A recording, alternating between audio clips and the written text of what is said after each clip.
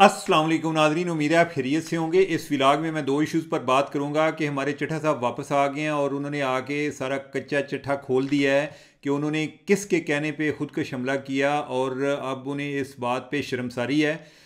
उन्होंने नाम नहीं बताया, नाम हम आपको बताएंगे और किसके कहने पे उन्होंने किया, और दूसरा चट्ठा साहब के साथ आगे क्या होने जा रहा है, उन्हें ये बातें बताने की ज़रूरत क्यों पेश आई। और दूसरी बात, इमरान खान ने धमकी दी है, मौला जट स्टाइल धमकी, कि मैं जनाब जा रहे हैं आईएमएफ को मैं लिखूंगा कि इनको कोई रोकड़ा नहीं देना, कोई पैसा नहीं देना है इनको, ये जब तक जो एक धांधली ज़्यादा इलेक्शन है इसका ऑडिट नहीं कराते। तो ये दो इश्यूज़ हैं, इन पर हम आपको बताएंगे। और बात को आगे बढ़ाने से पहले आपको रिमाइंडर के चैनल को सब्सक्राइब करें। कोई पिछले एक दो दिनों में ज़रा सब्सक्रिप्शन कम हो रही है, ज़रा गौर करें आप भी। और टली ऑन करें। टली अब तब ही ऑन कर सकते हैं कि जब आपने सब्सक्राइब किया होगा। और टली ऑन करना क्यों ज़रूरी है? वो इसलिए ज़रूरी है कि जिस तरह वो CNN का स्लोगन है, be the first to know, तो मैं भी ये चाहता हूँ कि मेरे नाजरीन जो हैं they should be the first to know. आप सबसे पहले इस दुनिया में लोग होने चाहिए जिन तक इन्फॉर्मेशन पहुँचे मेरे बाद, यानी ऑब्वियसली। और चलें हम वापस आते हैं जी कि जो लियाकत अली चट्ठा साहब हैं, लियाकत अली चट्ठा साहब ने एक के बाद दूसरा धमाका किया है। यानी कि आज उन्होंने जो धमाका किया उसमें पहले अपने धमाके को उन्होंने जो है डिफ्यूज़ किया है। जो इलेक्शन कमीशन को उन्होंने स्टेटमेंट जमा कराई है उसमें उन्होंने कहा कि मैंने जो है जो किया है मैंने PTI के कहने पर किया है और मेरे से गलती हुई है। अब जो उसमें उन्होंने तफसील बयान किया है वो उनका बयान मैंने पढ़ा है।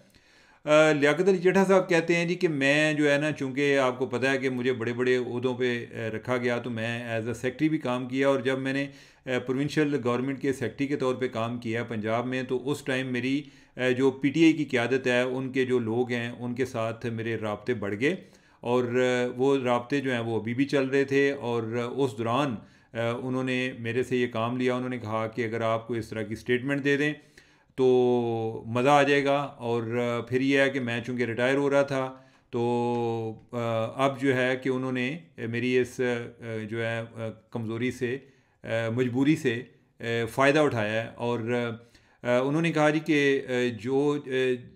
जिसके साथ मैं राब्ते में था वो 9 मई के वाक़े के बाद अभी मफरूर भी हैं। और अब ये है कि उन्होंने मुझे कहा, मैं तो पहले ये प्लान कर रहा था कि मैं रिज़ाइन कर दूं, वैसे भी मैं मार्च में रिटायर होने वाला था, मैं रिज़ाइन कर दूं और रिज़ाइन में मैं ये चीज़ लिख दूं कि जो आप बातें लिखवाना चाह रहे हैं, जो कहलवाना चाह रहे हैं, वो बेहतर है कि मैं उसमें लिख दूं। तो आगे PTI की क़यादत की तरफ से आया कि नहीं, यानी कि जो है ना आप इस पर बयान जारी करें, वो उसका मज़ा आएगा, ये बयान लिख कर नहीं देना, बोलना है। तो फिर मैंने जो एक क्रिकेट मैच के हवाले से कोई इंतज़ामात थे, तो उनके हवाले से एक जो प्रेस कॉन्फ्रेंस बुलाई, तो मैंने उधर अपना धमाका कर दिया और मुझे इस चीज़ पर शर्मिंदगी है। और नाजरीन, आपके नॉलेज में हमने आपको लाए थे कि चट्ठा साहब जो हैं वो किसी DRO या उनका कोई इलेक्शन में रोल नहीं होता, उसका उन्होंने जिक्र किया कि मेरा कोई किरदार नहीं था, और ना ही मेरे से किसी रिटर्निंग ऑफिसर ने आकर कोई इस तरह की शिकायत की है रिगिंग के हवाले से। अब उन्होंने कहा कि मुझे अपने किए पर बड़ी शर्मिंदगी है, जो मैंने किया वो गलत किया है। अब ये है जी कि ये कोई इस तरह की उनकी स्टेटमेंट है। अब मैं आपको बताता हूँ, ज़रा इसका थोड़ा सा पोस्टमार्टम करता हूँ कि क्या वजूहात बनी हैं। अब ये है कि नाजरीन, एक तो ये इतलात हैं कि चट्ठा साहब जो है ना उनका फ़ोन ले लिया गया था। उन्होंने कहा कि तुसी जिथे दिले फिर वो फ़ोन दे दो। आपको पता है कि फ़ोन से ज़्यादा हमारा राजदान कोई नहीं होता। और वो जिस तरह एक जो है लतीफ़ा भी है, या एक अज़राए मजाक कहते हैं कि पहले लोग जाते थे, अगर कोई लड़का देखने जाते थे रिश्ते के लिए अपनी बेटी के लिए, तो वो कहते थे कि हमने लड़का देखना है। अब कहते हैं हमने लड़का नहीं देखना, लड़के का फ़ोन देखना है। तो फ़ोन जो है, फ़ोन आपका सबसे बड़ा गवाह होता है, आपको सबसे ज़्यादा जानता है कि आप क्या करते हैं। तो चट्ठा साहब से उन्होंने फ़ोन ले लिया, और जब फ़ोन लिया तो उसका कोई फ्रेंसिक हुआ, तो उसमें से कोई मैसेजेस वगैरह निकले। ये कोई इस तरह की इतलात हैं कि कोई इस तरह के मामलात हुए हैं। और दूसरा ये है, जो बज़ाहिर मुझे लगता है ये इब्तदाई इतलात हैं, इनको इब्तदाई इतलात कर लें कि इधर से काम शुरू है, कि उनके फ़ोन ने वो कच्चा चिट्ठा खोला जिसको अभी चट्ठा साहब ने बाकायदा तौर पे बयान किया, और या एतराफ़ करने पर मजबूर हो गए। तो दूसरा ये है कि उन्होंने उसमें ज़िक्र नहीं किया होगा कि किस पार्टी के, PTI के किस लीडर के साथ उनका रब्ता था। इस बात की मुझे आइडिया नहीं हो रहा कि ये अगर उन्होंने एक ख़ुद बयान दिया है तो उसमें उनको अगर किसी ने दिलवाया है तो उनको चाहिए था कि वो उसका ज़िक्र कराते। ये अब उनकी ख़ुद चॉइस है कि वो उसका ज़िक्र नहीं करना चाह रही या कुछ देर के बाद उनका ज़िक्र आएगा। लेकिन मैंने जो अंदाज़ा लगाया है कि वो किसका ज़िक्र कर रहे हैं, मैं अब अंदाज़े का बता रहा हूँ। वो इसलिए कि मैंने देखा कि ये उधर क्या इनके पास किस मिनिस्ट्री के ये सेक्रेटरी रहे हैं। अब ये है कि वो मिनिस्ट्रीज़ जो हैं वो जो मियाँ असलम हैं वो भी उनके पास भी चार्ज था। तो एक तो जो है मुमकिन है कि मियाँ असलम हो सकते हैं। दूसरा ये है कि मियाँ असलम का एक उन्होंने ये भी जिक्र किया हुआ है ना कि 9 मई के वाक़े के बाद वो आजकल इश्तिहारी हैं जिन्होंने इनको ये सारी चीज़ें बताई थी कि आपने ये काम करना है। तो मियाँ असलम जो है वो इश्तिहारी भी हैं। तीसरा जो इनका एक लिंक निकलता है वो एक सोसाइटी अल रहमान गार्डन, वो कोई मियाँ मुश्ताक साहब हैं उनकी है। मियाँ मुश्ताक और जो मियाँ असलम हैं ये आपस में अजीज़ हैं। और जो चट्ठा साहब हैं इनका भी अल रहमान वालों के साथ बहुत ही करीबी मुरासम है। शायद कोई उनकी कोई बिज़नेस पार्टनरशिप भी है। कोई बेसिकली जो अल रहमान गार्डन है और एक और अल जलील गार्डन है, ये दोनों किसी टाइम पार्टनर थे। अब अल जलील वाले जो हैं उनकी कोई उनके घर इनके बेटे की कुछ शादी हुई है गालिबन, और जो अल रहमान वाले हैं इनके साथ दोस्ती है। तो ये एक पूरा ग्रुप था। और मियाँ असलम जो है वो अल रहमान वालों के कोई करीबी समझे जाते हैं, कोई अजीज़ रिश्तेदारी है। रिश्तेदारी की नेचर क्या है, क्योंकि बेटा बेटी की कुछ शादी हुई है, ये मुझे एग्जैक्ट नहीं आइडिया। तो 2-3 जो एक इनके आपस में ताल्लुक़ निकलते हैं वो मियाँ असलम के साथ निकलते हैं कि एक उनके साथ एज अ सेक्रेटरी काम भी किया। फिर जो है ये जो रियल एस्टेट का मैं आपको बिज़नेस बता रहा हूँ इसके हवाले से भी। और तीसरा जो उन्होंने ज़िक्र किया हुआ है कि इश्तिहारी होने का, यानी कि वो बंदा जो मुझे कह रहा था वो आजकल इश्तिहारी है। तो ये भी मियाँ असलम भी इश्तिहारी हैं। तो ये मेरा अंदाज़ा है कि ये मियाँ असलम की ही बात कर रहे हैं। अब ये है कि चट्ठा साहब के साथ होने क्या जा रहा है। चट्ठा साहब ने इतराफ़ जुर्म किया है। अब इस इतराफ़ जुर्म के बाद इनके ख़िलाफ़ केस तो चल सकता है कि ये देखें एक ओवरऑल अगेन मैं यानी कि मैं कोई किसी किस्म का दावेदार नहीं हूँ कि इलेक्शन बड़े ट्रांसपेरेंट हुए हैं, मेरे अपने बड़े तहफ़्फ़ुज़ात हैं। लेकिन हम अगर स्पेसिफ़िकली इस इशू की बात करें जो चट्ठा साहब कर रहे हैं, तो चट्ठा साहब ने एक ओवरऑल पूरी गवर्नमेंट को हिला कर रख दिया था। इलेक्शन कमीशन को हिला कर रख दिया था, सुप्रीम कोर्ट को हिला कर रख दिया था। हाँ, उसमें उन्होंने बल्कि ये भी अपनी स्टेटमेंट में ज़िक्र किया है कि जो मैंने चीफ़ जस्टिस का नाम लिया है और चीफ़ इलेक्शन कमिश्नर का नाम लिया है, वो उस पीटीआई लीडर के इसरार पर लिया। उसने कहा जी कि हमारी आला क़यादत ये चाहती है कि आप इनका नाम लें। तो अब ये है कि ये ओवरऑल पूरे एक सिस्टम को उन्होंने एक तरह का जो है ना एक भूचाल आ गया था उनकी इस जो प्रेस कॉन्फ्रेंस है। तो अब चट्ठा साहब के लिए मेरे ख्याल है कि कोई अफ़ियत नज़र नहीं आ रही। चट्ठा साहब के ख़िलाफ़ केस चलेगा, ये केस भी चलेगा और इसके अलावा जो उनके ख़िलाफ़ इंक्वायरीज़ पहले से एंटी करप्शन में हैं वो भी चलेंगी। तो चट्ठा साहब के लिए आने वाले दिन जो हैं वो जो सेलिब्रिटी उनका पीरियड है वो तो गुजर गया है। अब बाकी जो उनके लिए काफ़ी मसाइल मुझे नज़र आ रहे हैं। और उसके बाद ये इतराफ़ जो है वो इधर ही ख़त्म नहीं होगा। उनसे ये पूछा जाएगा कि आप बताएं कि आपको किस पीटीआई के लीडर ने कहा है।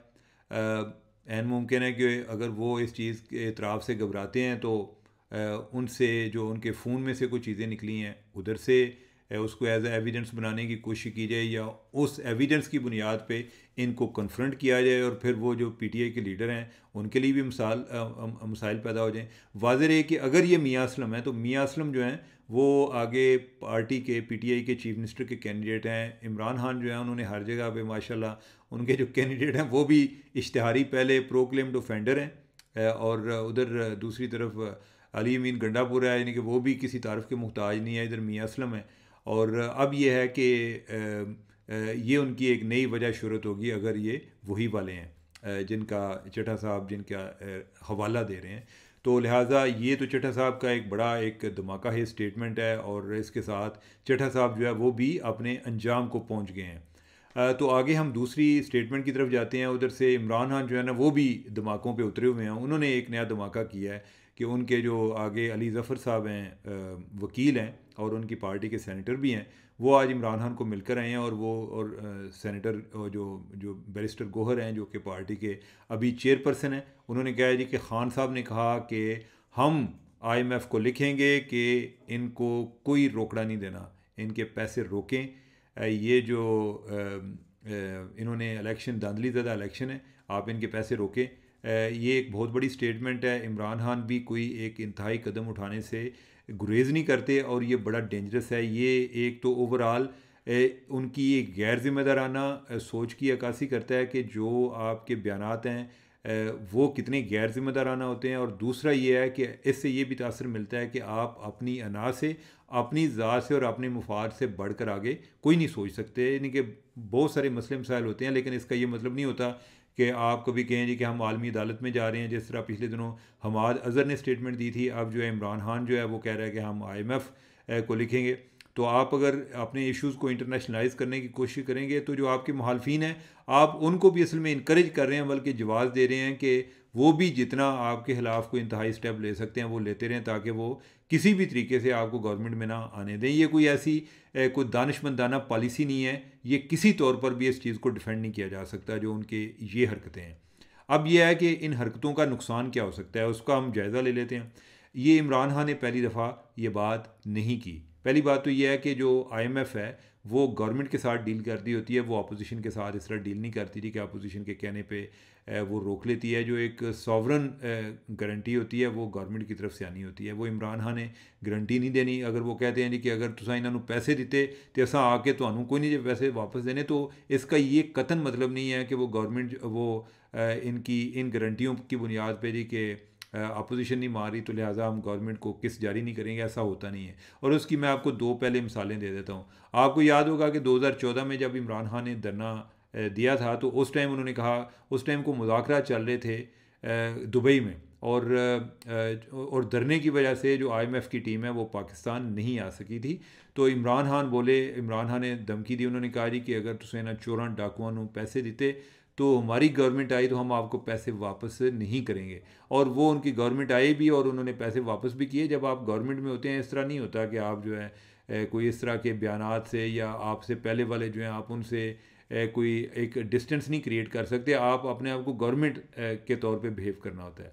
दूसरा, आपके नॉलेज में होगा कि जब 2022 में अदम एतमाद के बाद जो एक ऑडियो टेप आई थी कि जिसमें ये कोई IMF के हवाले से कोई इन्होंने कोई लेटर वगैरह लिखना था, जिसमें जो KP के फाइनेंस मिनिस्टर हैं और पंजाब के फाइनेंस मिनिस्टर हैं उनको कोई शौकत तरीन जो हैं एडवाइस कर रहे थे या उनसे बात कर रहे थे दोनों से इस हवाले से। तो वो वाला मामला जो है वो भी इंतहाई संगीन था। अनफॉर्चुनेटली आप देखें कि अब ये चीज़ें आम हो गई हैं कि जी वो पहले भी तो हुआ था। अब उस टाइम जब हुआ तो उस टाइम एक FIR हुई थी FIA में, और मैंने आज ही पता किया कि उस FIR का क्या मुस्तकबिल है या उसके बारे में क्या हुआ है। तो उसके बारे में कुछ भी नहीं हुआ, यानी कि वो FIR उसी तरह की पड़ी हुई है। गवर्नमेंट ने कुछ नहीं किया। और लेकिन ये है कि इनका ये बयान जो है इनकी गैर ज़िम्मेदाराना सोच की अक्कासी करता है। ये किसी तौर पे कोई बंदा इसको डिफेंड नहीं कर सकता। और इससे वैसे IMF की किस में फ़र्क नहीं पड़ेगा, लेकिन इमरान खान के लिए जो एक सियासी मसाइल हैं वो बढ़ सकते हैं। तो नाज़रीन, ये थी आज की गुफ्तगू। मुझे दें इजाज़त। अल्लाह हाफिज़।